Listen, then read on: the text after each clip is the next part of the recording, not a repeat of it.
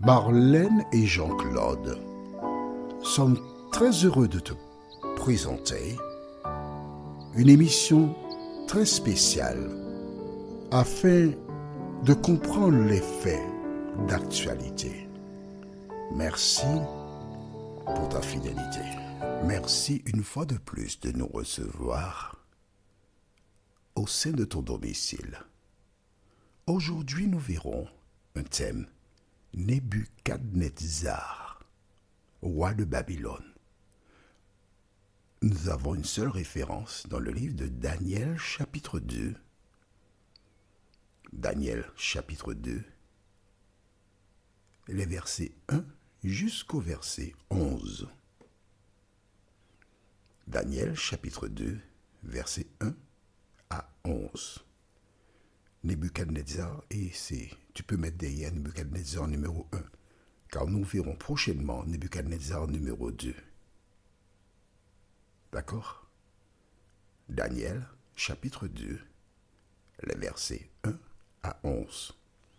Avant d'aborder ce thème, recherchons la présence de Dieu. Notre Seigneur et notre Dieu, nous voici une fois de plus en ta présence pour te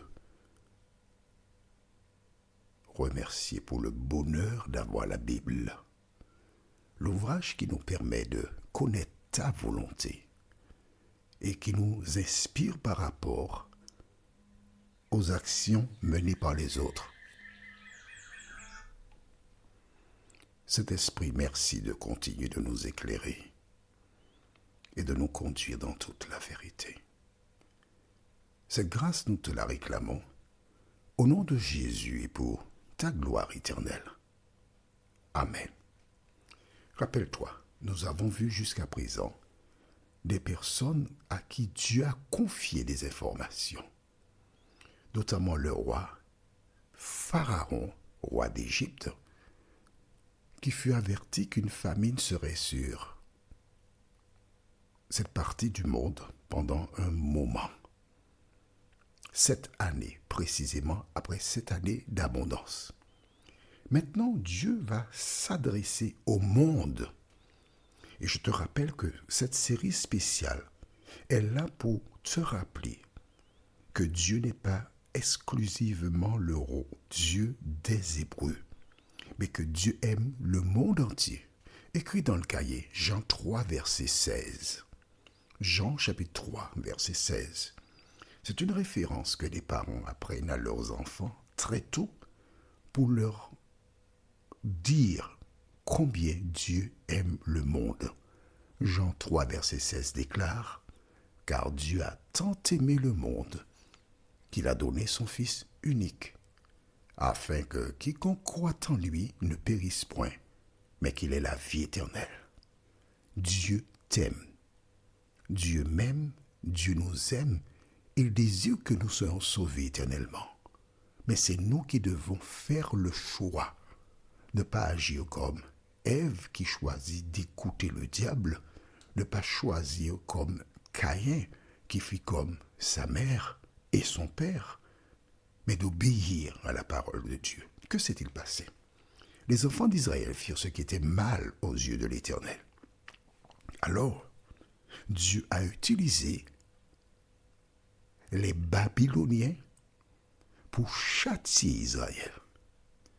Et quand Israël marchait avec l'Éternel, Dieu utilisait Israël pour châtier les nations païennes. Dieu cherchait toujours à rétablir l'ordre dans la relation avec les humains. Est-ce que tu as compris cela? Bien. Donc, ils firent ce qui était mal. Et alors, le roi de Babylone, Nebuchadnezzar, entra en guerre avec Israël. Il s'est rendu à Jérusalem. Il a emporté des choses qui étaient dans le temple chez lui. Il prit aussi les garçons les plus distingués.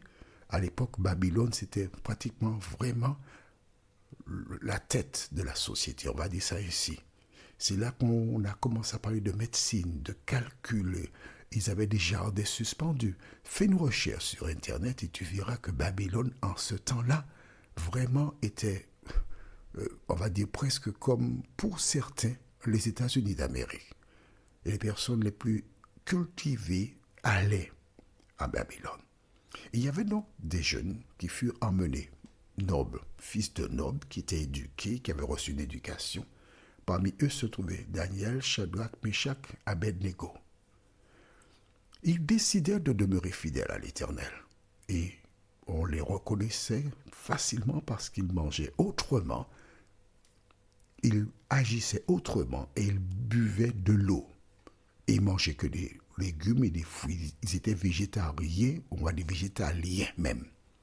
Et un jour, le roi a eu un songe. Et nous lisons dans le livre de Daniel, chapitre 2, à partir du verset 1er. La deuxième année de son règne, Nebuchadnezzar eut des songes. Il en eut l'esprit troublé et ne parvint plus à dormir. Le roi fit appeler les magiciens, les astrologues, les sorciers et les prêtres chaldéens pour qu'ils lui racontent ses rêves. Ils vinrent et se présentèrent devant le roi. Le roi leur dit, « J'ai fait un rêve. Mon esprit est troublé parce que je voudrais connaître ce rêve. » Les prêtres chaldéens répondirent au roi en araméen, « Roi, puisses-tu vivre toujours? Raconte le rêve à tes serviteurs et nous en révélerons l'explication. » Regarde bien. Le roi a un songe, le roi de Babylone, le grand roi de Babylone. Et qu'est-ce qu'il fait? Je relis cette partie-là pour toi. Il fait appeler les magiciens, les astrologues, les sorciers et les prêtres chaldéens, les forces occultes. Déjà du temps de Babylone, il y avait les forces occultes qui étaient autour du roi. Aujourd'hui, qu'y a-t-il autour des présidents de la République et aux dirigeants de ce monde? Je ne sais pas. Je n'étais pas là. Je ne connais pas. Ils ne m'ont pas dit. Mais nous sommes suffisamment intelligents pour comprendre que les dirigeants se sont toujours entourés des forces du mal. Pourquoi? Tout simplement parce que la Bible déclare que Satan est le prince de ce monde, le prince des ténèbres.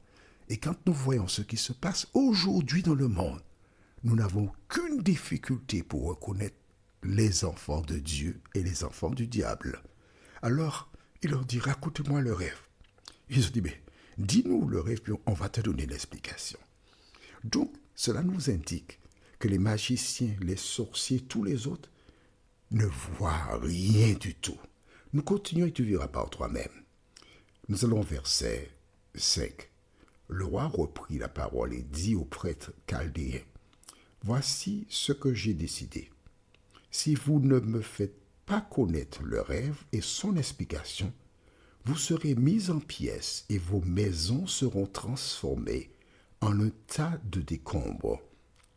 En revanche, si vous me révélez le rêve et son explication, vous recevrez de ma part des cadeaux, des récompenses et de grands honneurs.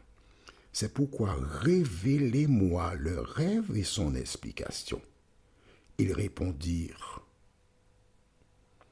pour la deuxième fois, que le roi raconte le rêve à ses serviteurs et nous en révélerons l'explication. 2 fois. Ces hommes répondent, dis-nous ce que tu as rêvé et on va te donner l'explication.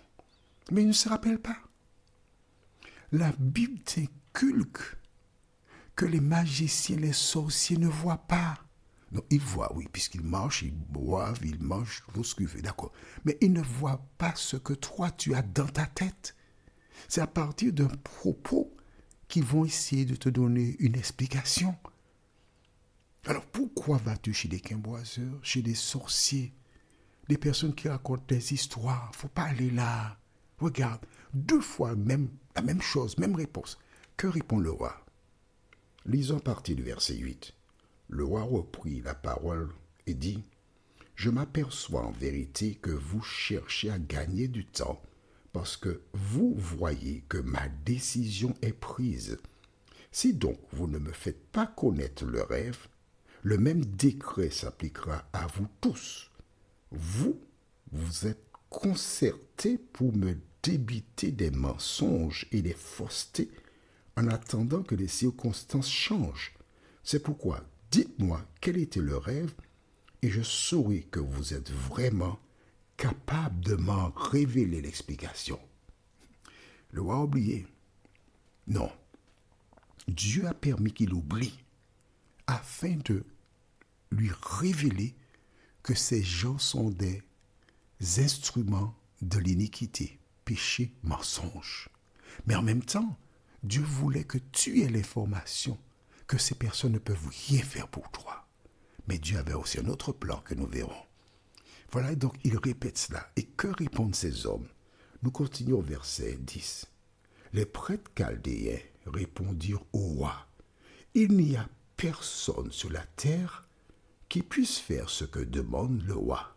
C'est pourquoi jamais aucun roi aussi grand et puissant qu'il ait été n'a exigé une pareille chose de magicien, d'un astrologue ou d'un prêtre chaldéen.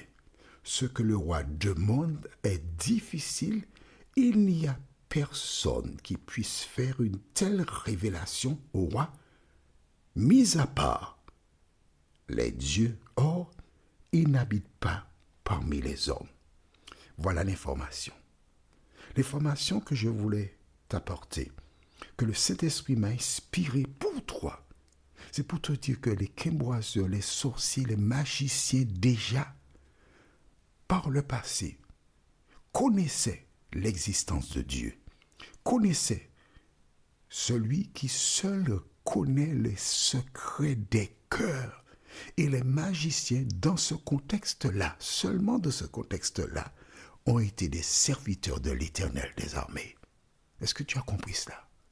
Dieu a utilisé des sorciers pour non seulement révéler à Nebuchadnezzar, mais à toi aussi, que ces personnes ne connaissent rien.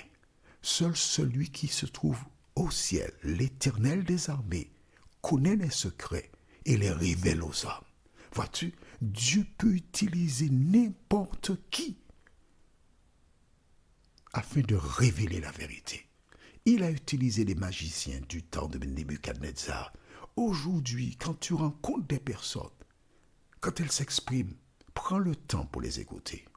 Prends le temps pour respecter leurs propos. Qui sait, Dieu peut parler à travers ces personnes. Un SDF, un clochard, une prostituée, un voleur, un menteur, un meurtrier, qu'importe. Respecte tous ceux que tu rencontres parce que Dieu peut les utiliser pour ton salut. Prions. Notre Seigneur et notre Dieu, merci pour la parole. Et lorsqu'on continuera à lire, parce que j'ose espérer que tes enfants continueront à lire ce chapitre, ils verront comment tu as exaucé la requête du roi.